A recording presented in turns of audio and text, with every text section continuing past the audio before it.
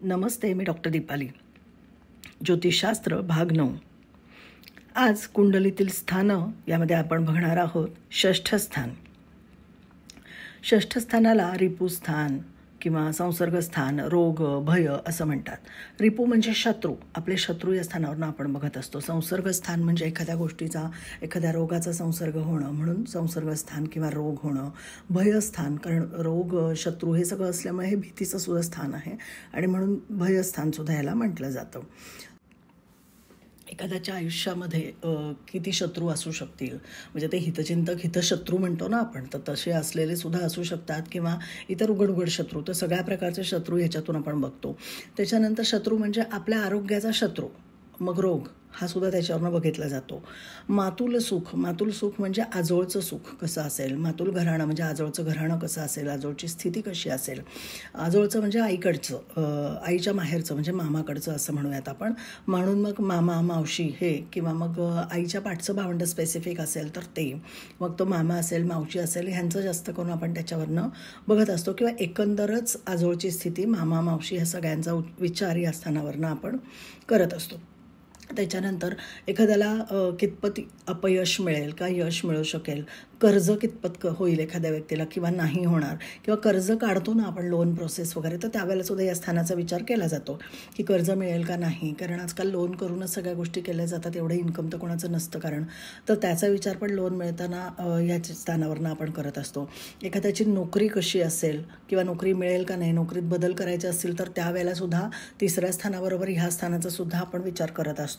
हाताखाली नोकर चाकर किंवा घरामध्ये नोकर चाकर पूर्वीच्या काळी खूप असायचं सुद्धा. आता सुद्धा काही नोकर चाकर वगैरे काही जणांना चांगले मिळत नाही. तर ह्या सगळ्या गोष्टीचा विचार आपण या स्थानावरनं करत असतो. किंवा बॉस असाल तर तुमच्या हाताखाली कामं करणारे लोक कशी असतील, तर ह्याचा सुद्धा सगळा विचार. किंवा तुम्ही जर का एखादा स्वतःचा उद्योगधंदा करत असाल तर तुमच्या व्यवसायामध्ये तुम्हाला हाताखाली माणसं कशी मिळतील, ह्या सगळ्याचा विचारसुद्धा आपण ह्या स्थानावरनं करतो. या स्थानावरनं शरीराचा भाग म्हणजे कंबर आणि व्रण, एखाद्या शरीरावरती कुठे व्रण असेल तर तो कशामुळे येईल वगैरे, तर त्याचा विचार ह्या स्थानावरून आपण करतो. जातकाला होणारे सगळ्या प्रकारचे रोग, किंवा एखाद्याला जर का जन्मजात शारीरिक व्यंग असेल किंवा नंतर म्हणजे नंतरच्या काळात कधीतरी एखाद्या वेळेला असं एखादं व्यंग आलं तर ते कुठल्या कारणामुळे आलेलं आहे किंवा कुठल्या काळात येऊ शकतं किंवा आलेलं आहे ह्याचा अंदाज आपल्याला लावता येतो. नंतर व्यसन, कारण व्यसन हे सुद्धा माणसाचा शत्रूच आहे. ते एखाद्याला व्यसन जर लागलं तर ते का सुटत नाही आहे किंवा कशामुळे व्यसन लागतं आहे, ती व्यक्ती कितपत व्यसनी असेल ह्याचा अंदाज या स्थानावरून करता येतो.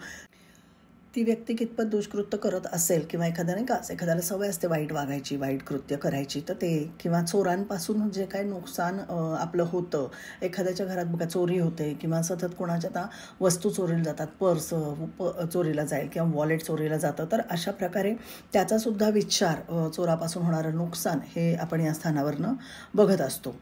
त्यानंतर संगती, एखाद्या व्यक्तीची संगत चांगली नसेल तरीसुद्धा ती व्यक्ती बिघडू शकते.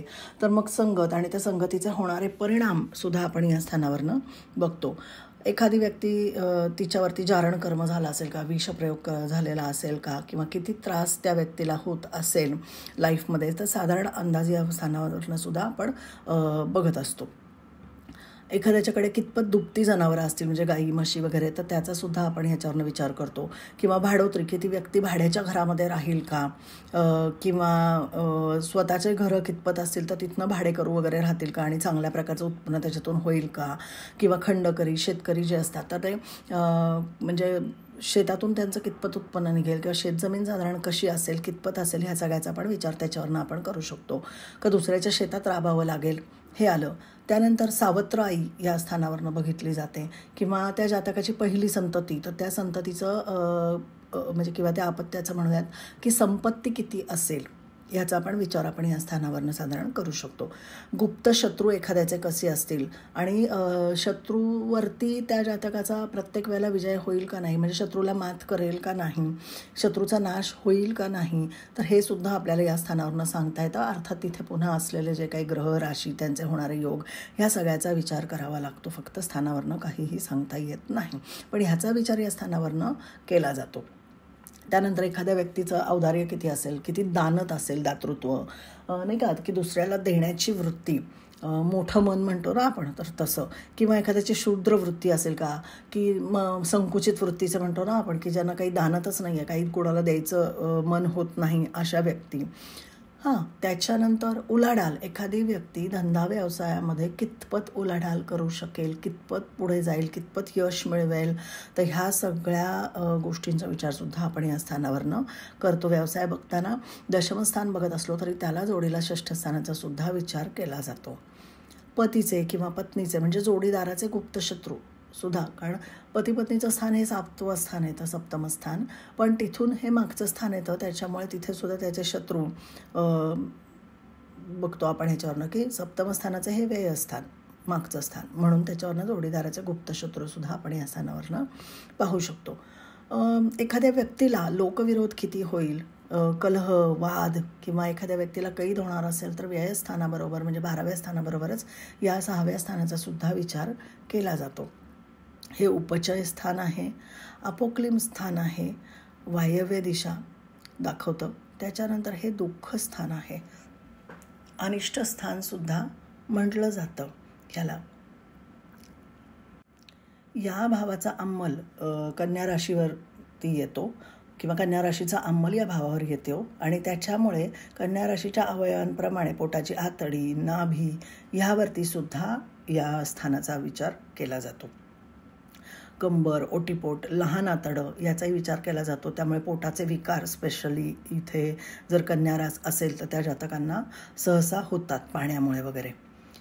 त्यानंतर स्त्री भाव आहे, हा स्थिर भाव आहे, चतुष्पाद भाव आहे आणि अर्थत्रिकोणामध्ये येतो. आणि कारण नोकरी वगैरे व्यवसायासाठी जोडस्थान म्हणून आपण हे बघत असतो ना, तर त्याच्यामुळे अर्थत्रिकोणामध्ये सुद्धा हे येतं. या स्थानाचा कारक ग्रह मंगळ आणि शनी आहे, कारण शनी हा नोकरीचा कारक आणि मंगळसुद्धा कितपत धाडसाने तुम्ही एखादं काम करताय, सो त्या सगळ्याचा विचार इथून आपण करतो. व्यवसायाला पण पूरक स्थान मानतो आणि म्हणून शनी आणि मंगळ हे दोन्ही या स्थानाचे कारक ग्रह आहेत.